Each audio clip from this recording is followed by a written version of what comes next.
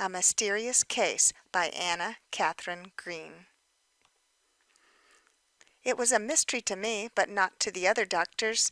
They took, as was natural, the worst possible view of the matter, and accepted the only solution which the facts seemed to warrant. But they are men, and I am a woman. Besides, I knew the nurse well, and I could not believe her capable of wilful deceit, much less of the heinous crime which deceit in this case involved. So to me the affair was a mystery. The facts were these.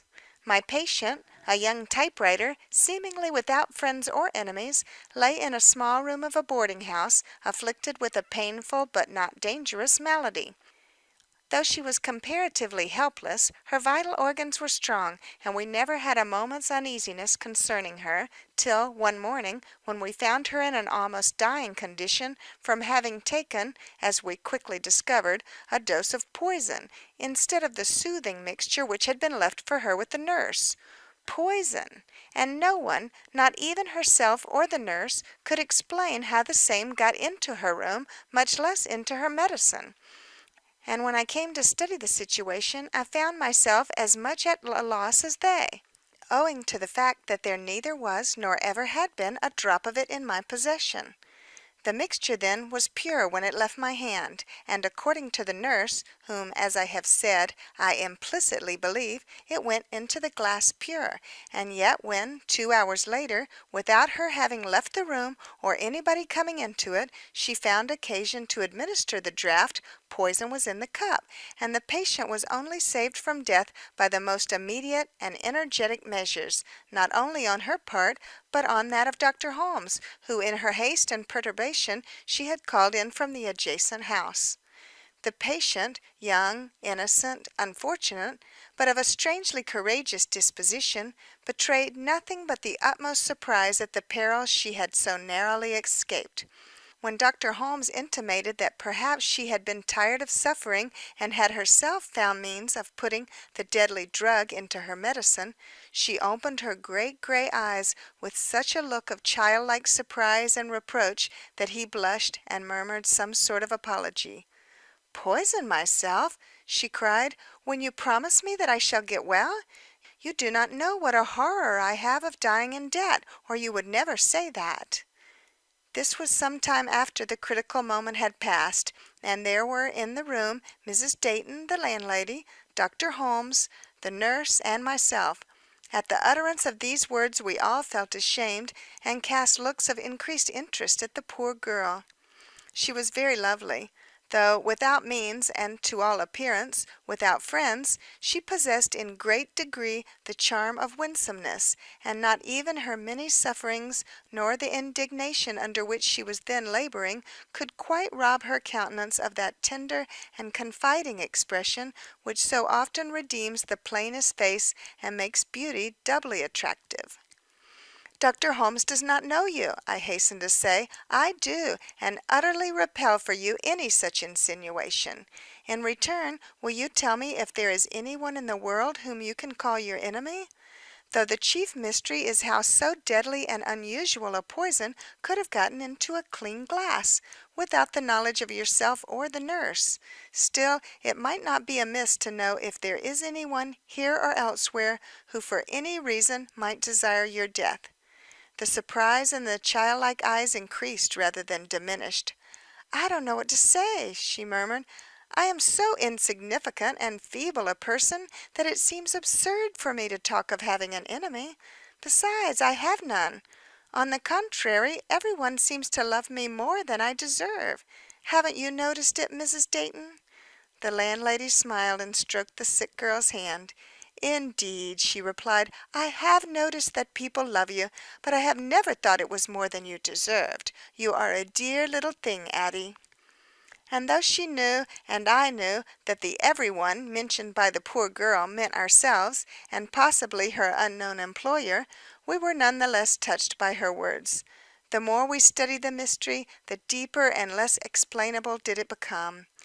And indeed I doubt if we should ever have got to the bottom of it if there had not presently occurred in my patient a repetition of the same dangerous symptoms, followed by the same discovery of poison in the glass, and the same failure on the part of herself and nurse to account for it. I was aroused from my bed at midnight to attend her, and as I entered her room and met her beseeching eyes looking upon me from the very shadow of death, I made a vow that I would never cease my efforts until I had penetrated the secret of what certainly looked like a persistent attempt upon this poor girl's life. I went about the matter deliberately. As soon as I could leave her side, I drew the nurse into a corner and again questioned her. The answers were the same as before. Addie had shown distress as soon as she had swallowed her usual quantity of medicine, and in a few minutes more was in a perilous condition. "Did you hand the glass yourself to Addie?" "I did." "Where did you take it from?" "From the place where you left it, the little stand on the farther side of the bed."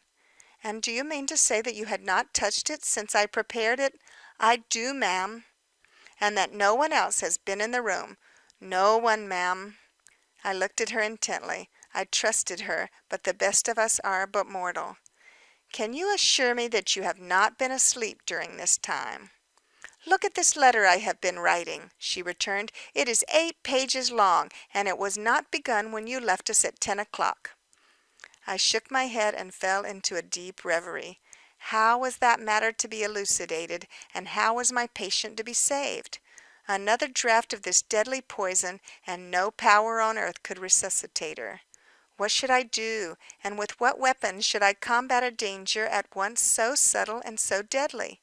Reflection brought no decision, and I left the room at last, determined upon but one point, and that was the immediate removal of my patient. But before I had left the house I changed my mind, even on this point. Removal of the patient meant safety to her, perhaps, but not the explanation of her mysterious poisoning. I would change the position of her bed, and I would even set a watch over her and the nurse, but I would not take her out of the house, not yet. And what had produced this change in my plans? The look of a woman whom I met on the stairs. I did not know her, but when I encountered her glance I felt that there was some connection between us, and I was not at all surprised to hear her ask, "And how is Miss Wilcox today?" "Miss Wilcox is very low," I returned. "The least neglect, the least shock to her nerves, would be sufficient to make all my efforts useless. Otherwise—" "She will get well?" I nodded. I had exaggerated the condition of the sufferer, but some secret instinct compelled me to do so. The look which passed over the woman's face satisfied me that I had done well, and though I left the house, it was with the intention of speedily returning and making inquiries into the woman's character and position in the household. I learned little or nothing. That she occupied a good room and paid for it regularly seemed to be sufficient to satisfy Mrs. Dayton.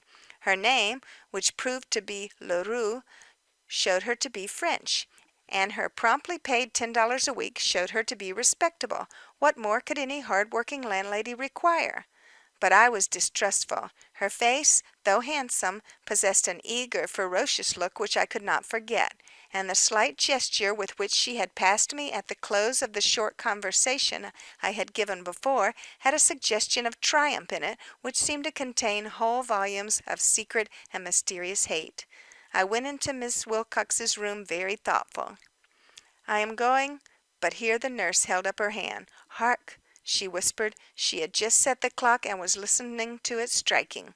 I did hark, but not to the clock. "Whose step is that?" I asked, after she had left the clock and sat down. "Oh, someone in the next room. The walls here are very thin, only boards in places." I did not complete what I had begun to say. If I could hear steps through the partition, then could our neighbors hear us talk, and what I had determined upon must be kept secret from all outsiders. I drew a sheet of paper toward me and wrote, "I shall stay here tonight. Something tells me that in doing this I shall solve this mystery.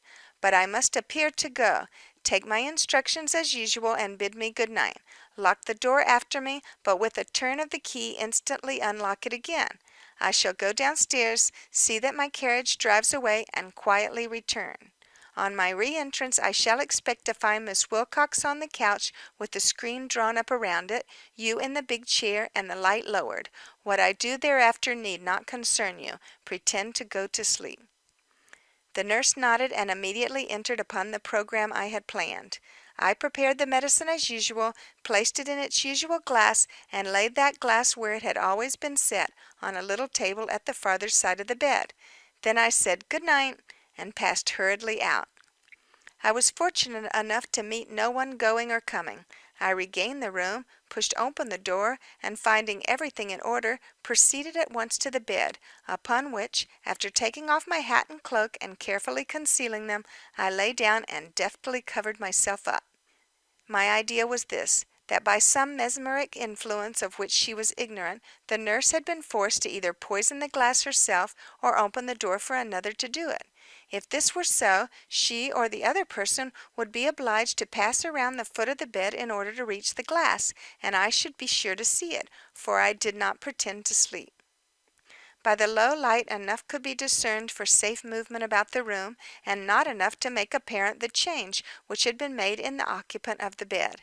I waited with indescribable anxiety, and more than once fancied I heard steps, if not a feverish breathing, close to my bed head. But no one appeared, and the nurse in her big chair did not move. At last I grew weary, and fearful of losing control over my eyelids, I fixed my gaze upon the glass, as if in so doing I could find a talisman to keep me awake, when, great God, what was it I saw? A hand, a creeping hand coming from nowhere and joined to nothing, closing about that glass and drawing it slowly away till it disappeared entirely from before my eyes. I gasped. I could not help it. But I did not stir, for now I knew I was asleep and dreaming.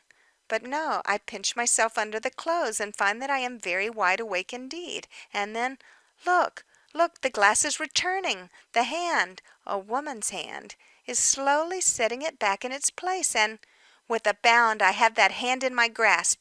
It is a living hand, and it is very warm and strong and fierce, and the glass has fallen and lies shattered between us, and a double cry is heard, one from behind the partition, through an opening in which this hand had been thrust, and one from the nurse, who has jumped to her feet and is even now assisting me in holding the struggling member, upon which I have managed to scratch a telltale mark with a piece of the fallen glass. At sight of the iron-like grip which this latter lays upon the intruding member, I at once release my own grasp. "Hold on!" I cried, and leaping from the bed, I hastened first to my patient, whom I carefully reassured, and then into the hall, where I found the landlady running to see what was the matter. "I have found the wretch!" I cried, and drawing her after me, hurried about to the other side of the partition, where I found a closet, and in it the woman I had met on the stairs, but glaring now like a tiger in her rage, menace, and fear. That woman was my humble little patient's bitter but unknown enemy, enamored of a man who, unwisely perhaps, had expressed in her hearing his admiration for the pretty typewriter. She had conceived the idea that he intended to marry the latter, and vowing vengeance, had taken up her abode in the same house with the innocent girl, where, had it not been for the fortunate circumstance of my meeting her on the stairs, she would certainly have carried out her scheme of vile and secret murder. The poison she had bought in another city, and the hole in the partition she had herself cut. This had been done at first for the purpose of observation, she having detected in passing by Miss Wilcox's open door that a banner of painted silk hung over that portion of the wall in such a way as to hide any aperture which might have been made there.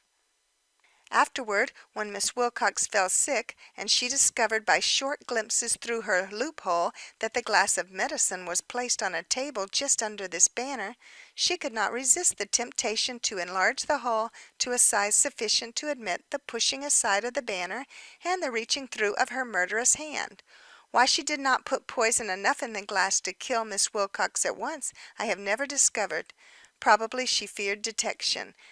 That by doing as she did she brought about the very event she had endeavored to avert is the most pleasing part of the tale. When the gentleman of whom I have spoken learned of the wicked attempt which had been made upon Miss Wilcox's life, his heart took pity upon her, and a marriage ensued, which I have every reason to believe is a happy one. This concludes the reading of A Mysterious Case by Katharine Green.